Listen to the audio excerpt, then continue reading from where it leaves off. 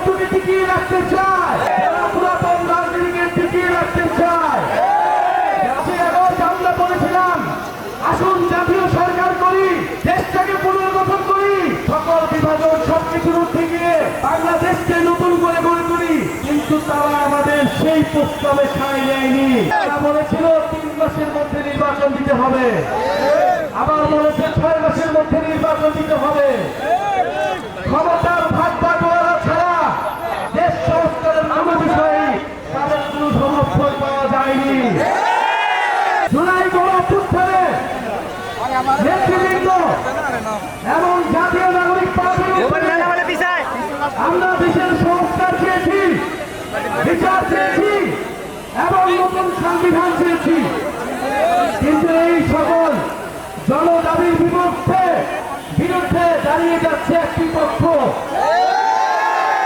যারা পুরাতন বঙ্গবন্ধুকে টিকিয়ে রাখতে চায়, যারা পুরাতন রাজনীতিকে টিকিয়ে রাখতে চায়, যারা চাঁদাবাজ এবং সন্ত্রাসকে টিকিয়ে রাখতে চায়।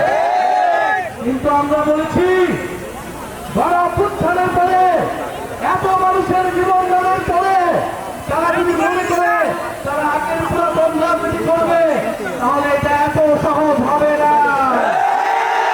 গণঅভ্যুত্থানের শক্তি এখনো কাছে আছে, এখনো তাদের গর্জন রয়েছে।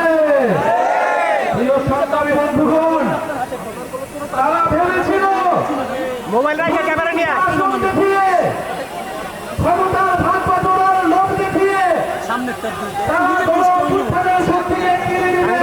মোবাইল নিয়ে কিন্তু যারা বিপ্লবের শক্তি, যারা মৃত্যুর মুখ থেকে ফিরে এসেছে, তাদেরকে কেনার স্বার্থ বাংলাদেশের কোন রাজনৈতিক দলের হয় না।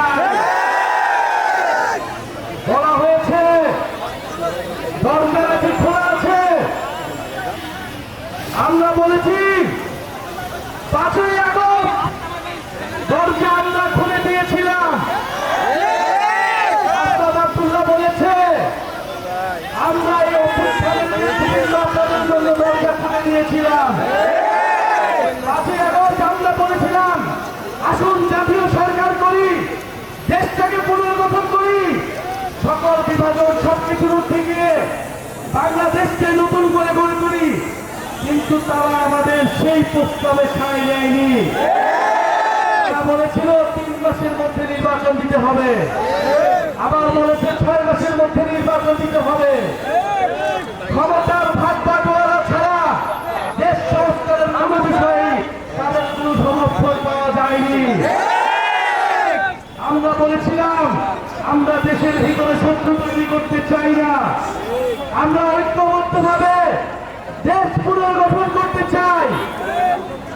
আমরা এখনো বলছি নির্বাচনী ভাগ বাটোয়ারা নয়, দেশ সংস্কারে আমাদের দরজা এখনো খোলা আছে। এবার দরজা বন্ধ হয় তাহলে জনগণ আপনাদেরকে আর ক্ষমা করবে না।